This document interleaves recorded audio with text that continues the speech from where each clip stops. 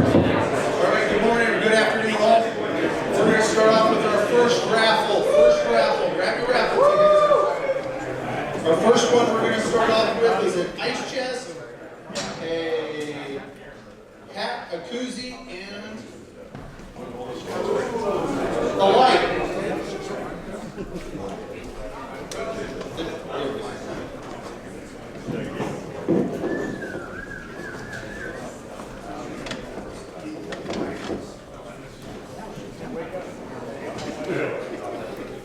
Three, six, seven.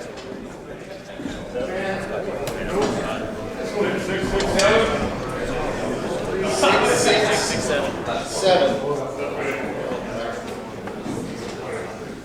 Anyone? Three, six, seven. Winner. Boo.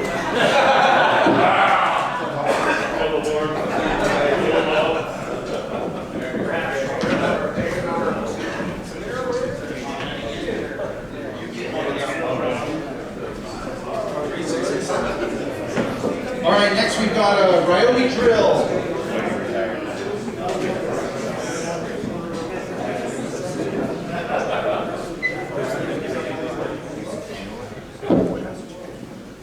$3,997. $3,997.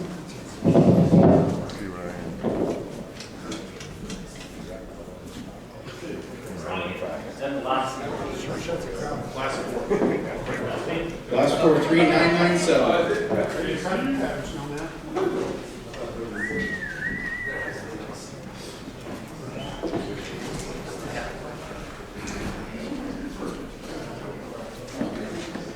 All right, our next one is a Mystery Ranch little day pack. Good for computer bag.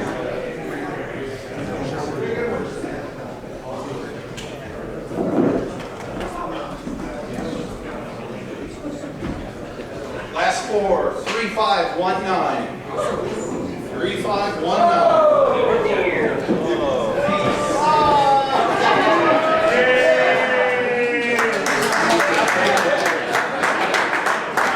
All right, that's our raffle for this first one. We'll continue to do those during each break.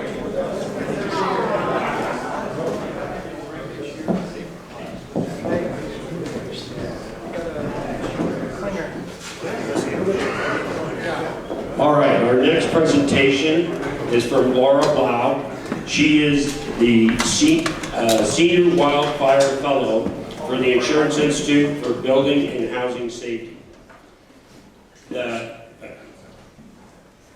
IBHS, where she leads collaborative efforts to advance wildfire resilience through strategic partnerships, applied research, and community engagement.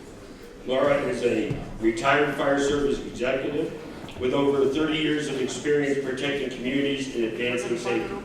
As Assistant Chief and Fire Marshal for the Orange County Fire Authority, she led the Community Risk Reduction Department. Laura.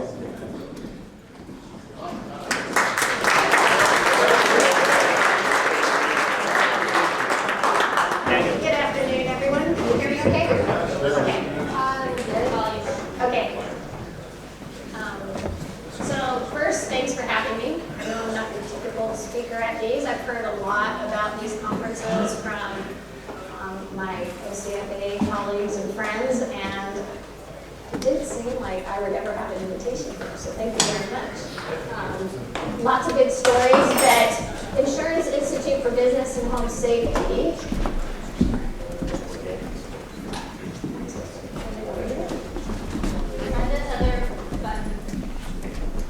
There we go. Okay, so our why, if anybody has heard of us, IBHS is about 35 years old. Started on the East Coast, and we've been studying wind-driven rain, and hail for all of those years. And it resulted in something called a fortified program to protect homes from hurricanes and hail threats. So we are a nonprofit research organization fully funded by property and casualty insurance. So you can see they have a vested interest in catastrophic losses. And so we work at the intersection of the built environment and natural disasters to try to stop those. So I was at a presentation a couple weeks ago, and a musician in the group was really disappointed that wasn't a wall of amplifiers. That's actually 105 fans, 6 stories tall, and it can generate winds up to 130 miles an hour. Category 3 hurricane. We found out that when the insurance industry about 10 years ago said, we want you to look at wildfire, our research scientists weren't thrilled, because as you guys know, it's a difficult phenomenon, especially to study and try to figure out. But our research center was well equipped. All we had to do was add some fire in a trench between the full-scale home that we build on that turntable, put sensors all over it, and then light a trench between, trench on fire between the home and our wall of fans, generate winds at different speeds, do different kinds of construction methods, and find out why homes burn, and then how to stop them from igniting in the first place. So that's what all of our research is aimed at doing. Obviously, it's for insurance companies especially, they are interested in the catastrophic losses, so conflagration. As we were studying, we did make a stop though to create a wildfire prepared home. Sorry, I'll get used to this quicker in a second. So we do our research, we do our full-scale testing, and then what I'm going to concentrate on for you guys, so don't worry, you're not going to get a prevention talk right after lunch. I'm going to switch it up for you to show you how we use our post-fire analysis to inform both our research and the outputs of our research. We call it translating all of that science into products. And one of the products is a home hardening program that I'll talk a little bit about, but just at the end, you only have to talk a little bit of that. So we do go to all major wildfires.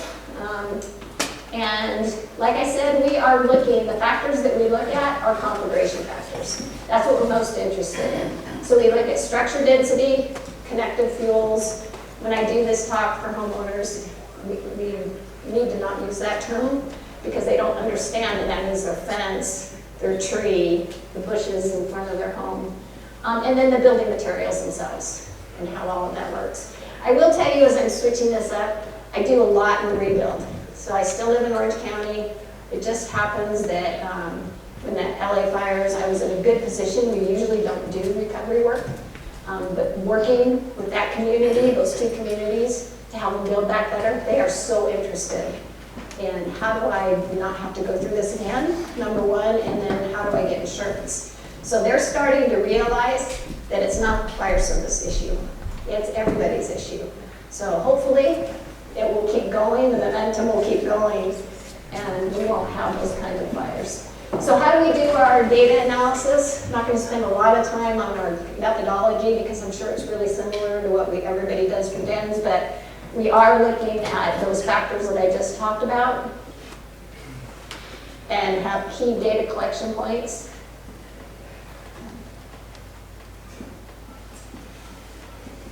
Who's heard of Zone Zero? Fortunately, probably not in a great way. It was an ugly rollout. IBHS has been studying for a long time, and Jack Cohen used to work at IBHS. We've been studying it for a long time, and it was one of those things that when we were ready to roll it out, California has been a leader in defensible space for years. And they had zone 1, 2, 3. So it was just obvious that we wanted to get a little closer. We should probably call it Zone Zero. And that was partially with CAL FIRE and State Farm Marshal's Office. Even down in Berlin, our State Farm Marshals now starting to call it, we're all trying to switch the terminology, call it the safety zone or the ender-free zone. But it is more critical than I did when I was fire marshal. We were big on defensible space, like a lot of wildland fire departments that came from wildland departments. And so it's zone 1 in the defensible space is still critical. At IDHS, we only do the 30 feet. We're really concentrating on the home ignition zone for home hardening. But that first 5 feet, I'll show you a little bit about how we're so convinced that it's important, is when we blow our embers at homes, no matter if we do it outside with radiant heat and direct flame or inside with embers, it hits the wall, bounces out, and it's just a factor, it's physics, the factor of the height of the wall, bounces out about 5 feet. And the embers accumulate there. And not only that, but we get this, right here, this Venturi effect in the corners, and it raises that heat up into the eaves and onto the roof line. So you can actually see, when we do our simulations, swirling columns of heat that go up into those embers. Go up into those eaves, bring those embers into the eaves.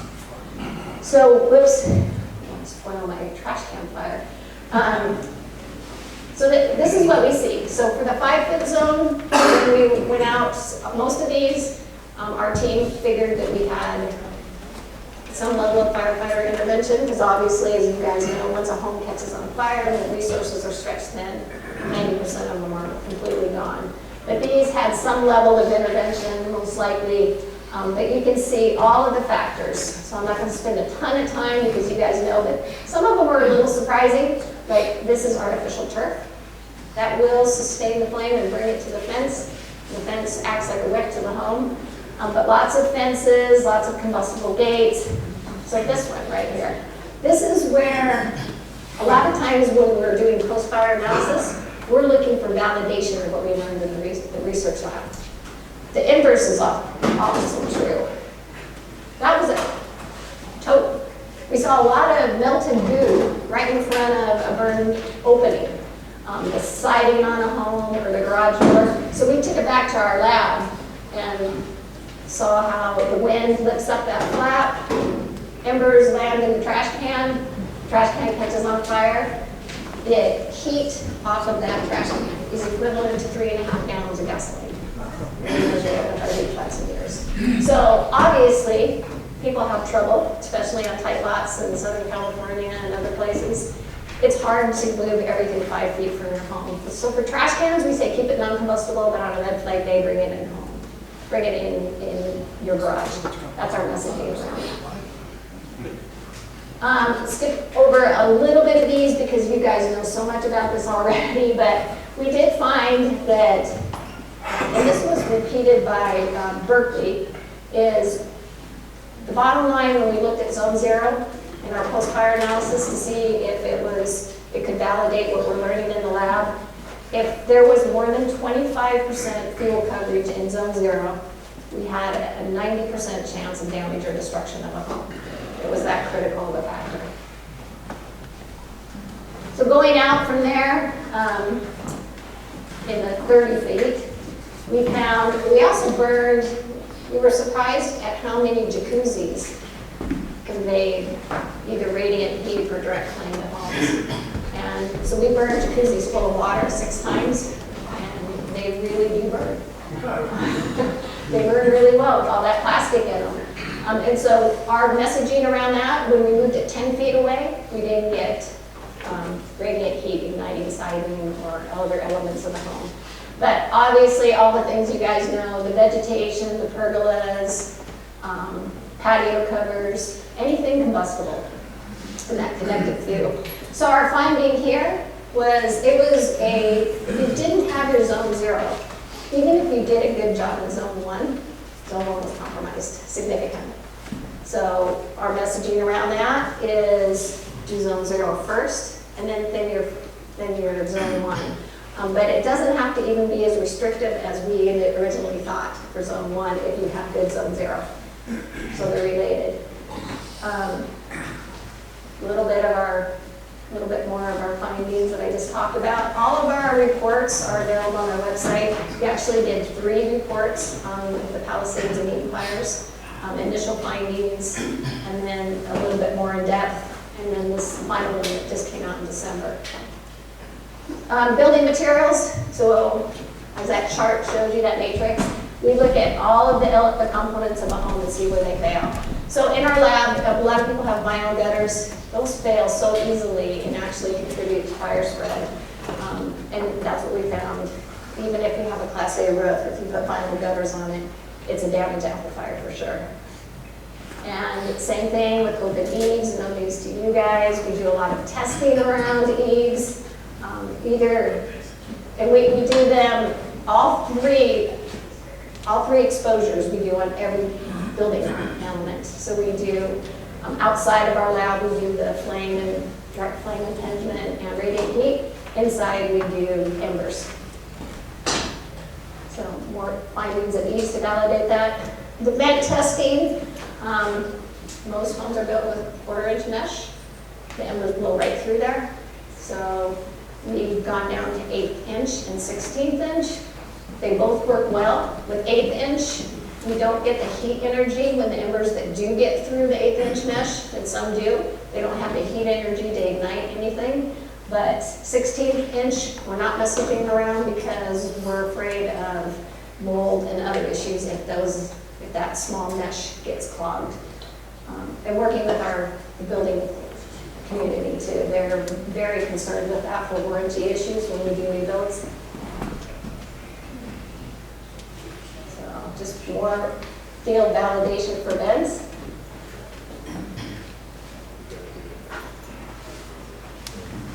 Windows, so windows are interesting. FSRI, so we partner with 2 other research organizations, NIST, National Institute of Standards and Technology, and with Fire Safety Research Institute of UL, part of UL, FSRI.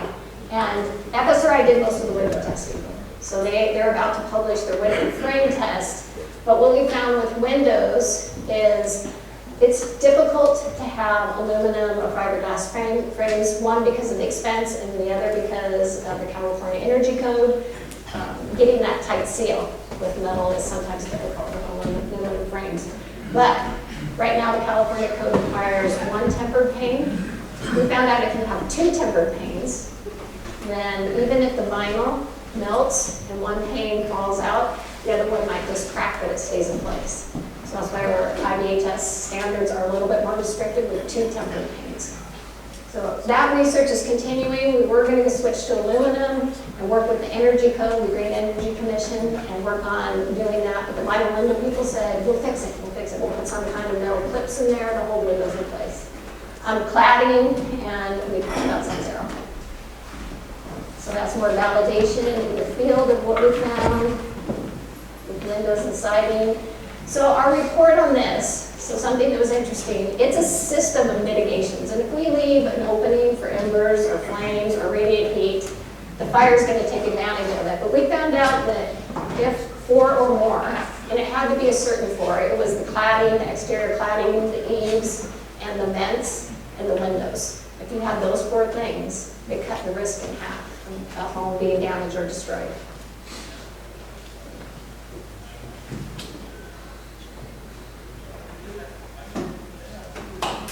Okay, so the most critical factor, this is not a surprise to anybody, is the home density.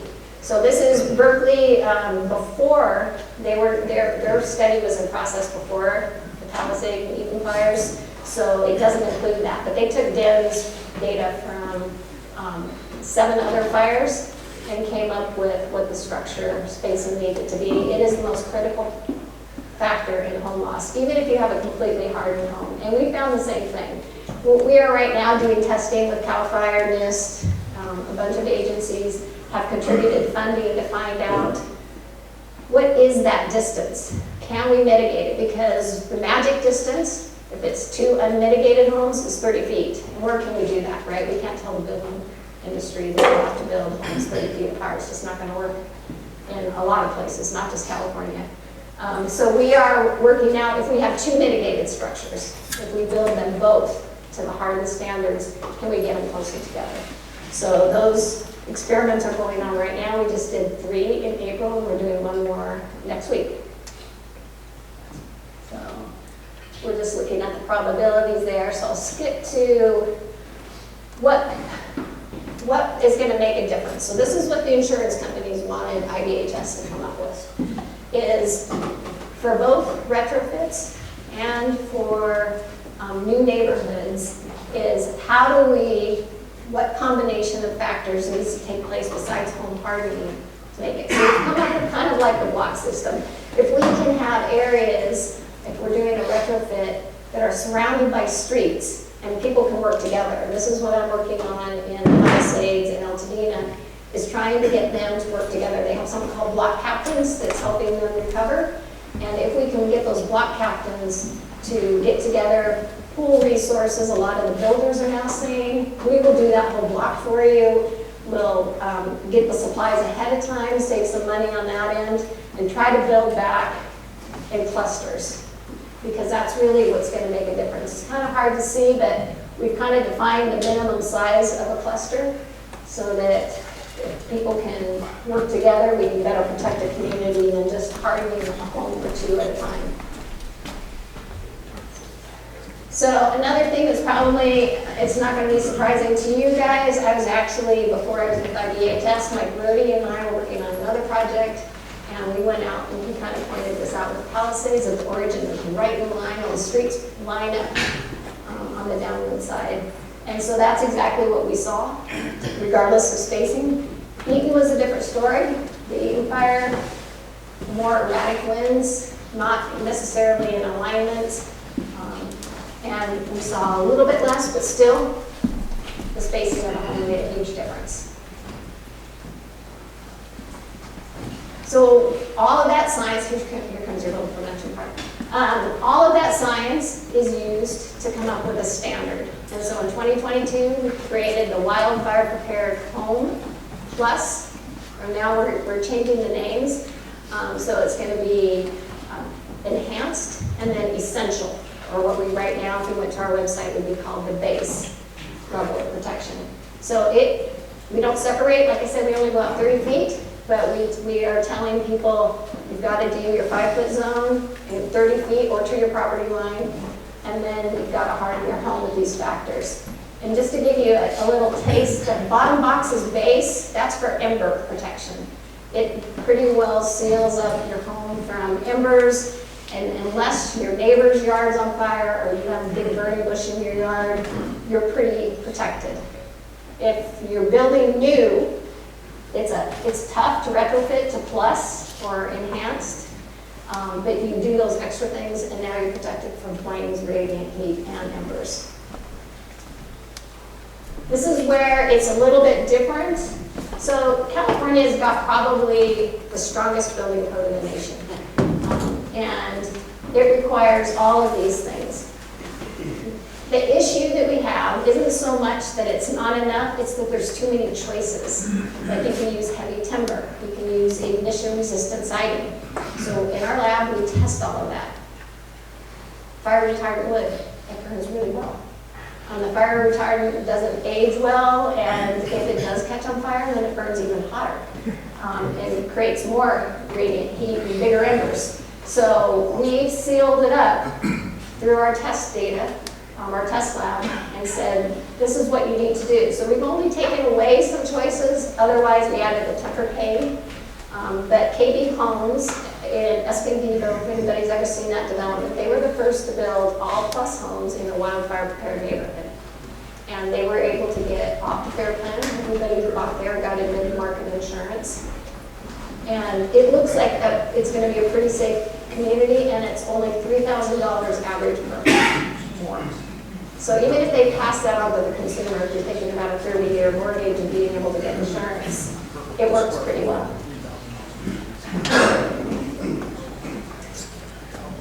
Okay, so this is just more on trying to get the neighborhood to work together. So when I'm talking to people, I'll be there Saturday again at another rebuild event.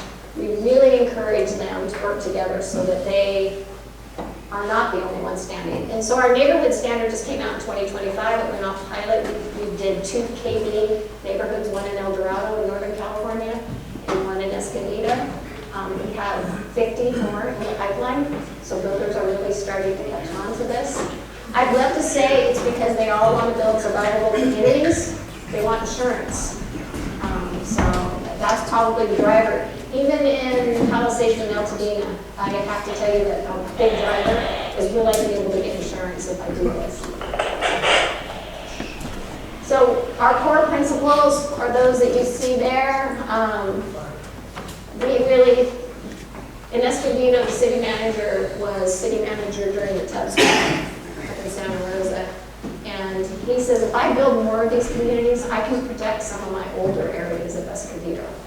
So instead of adding fuel to the fire, it might actually serve as a fire break and protect homes and neighboring communities. I'm not going to go into all of our fire modeling, but when we look at a neighborhood, we go out 4.5 miles for inverse and 1/4 mile for direct flame and radiant heat.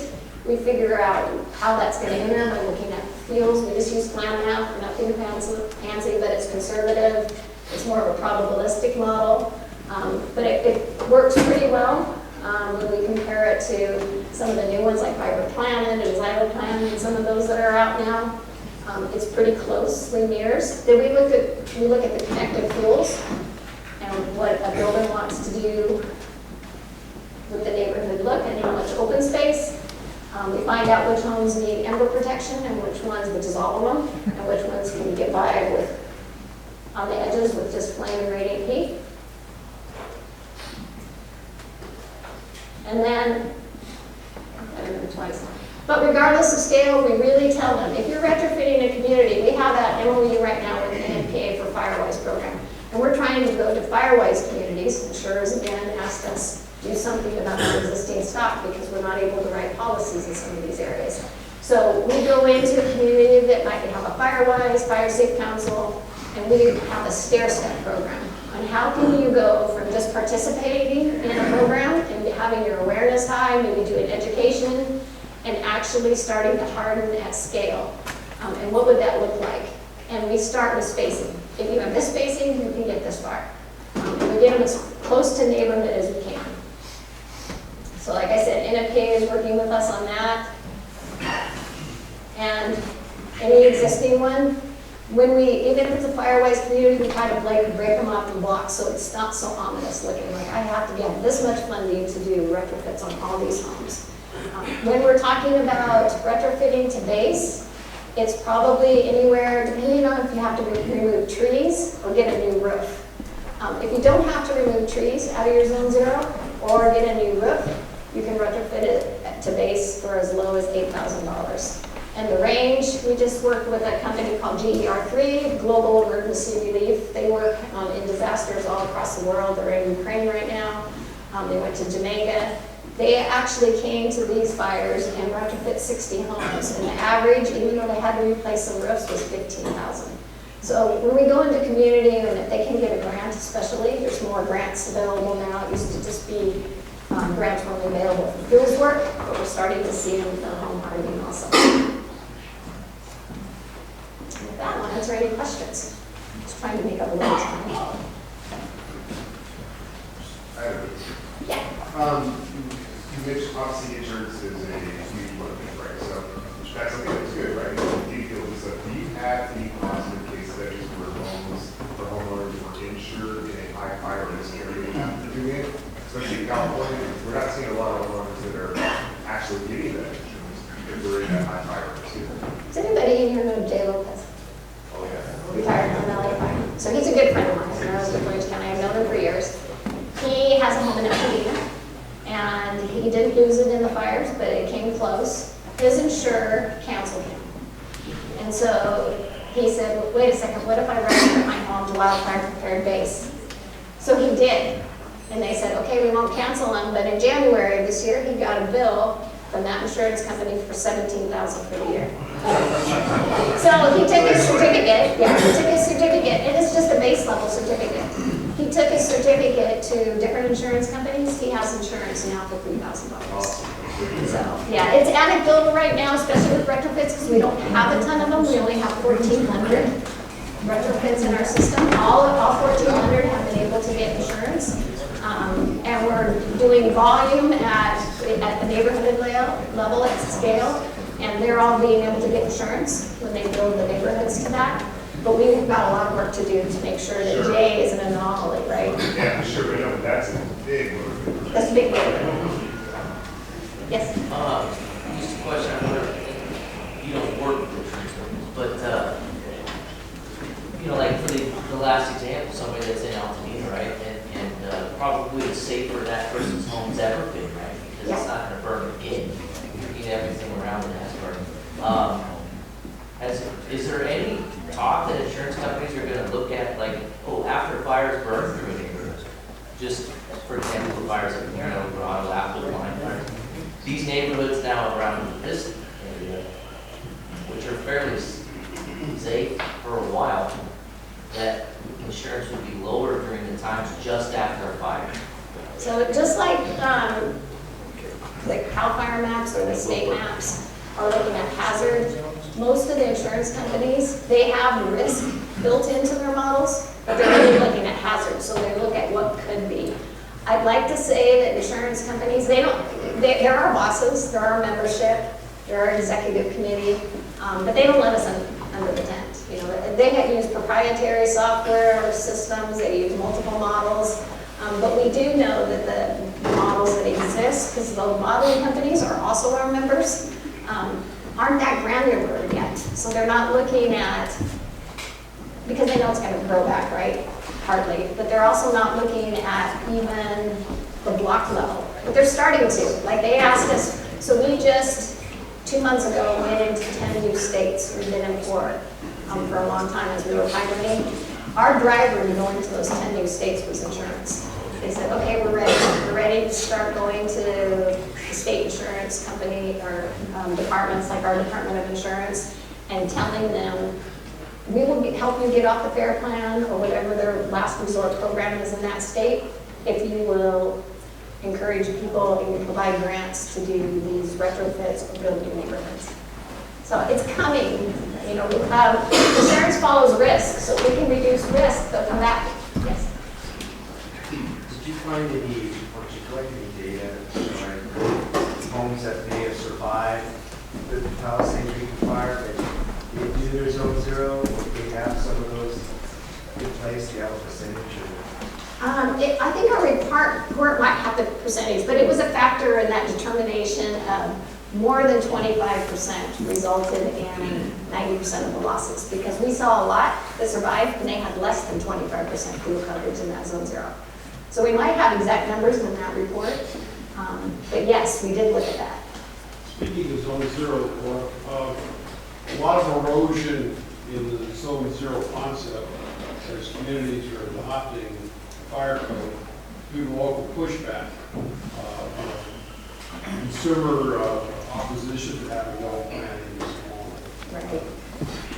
Have any of these options for lesser growth or smaller growth been tested by IBHS? Or do you have an opinion on that? Or, You mean in the zone zero? yeah. So, well, here's the reality. Now I'm going to take off, I'm going to put my car in marshal hat on. I'm going to take off my IBHS hat. I know I can't really do that, but don't tell them I was it. There are a lot of people in the rebuild that are starting to use new innovative products, right? They're building out of concrete, this concrete block that puts together like Legos, some of the manufactured homes. If you have that and no windows on that side, and you put some plants there, you guys know that's not going to be a hazard, right? It's not going to generate enough heat to break through concrete.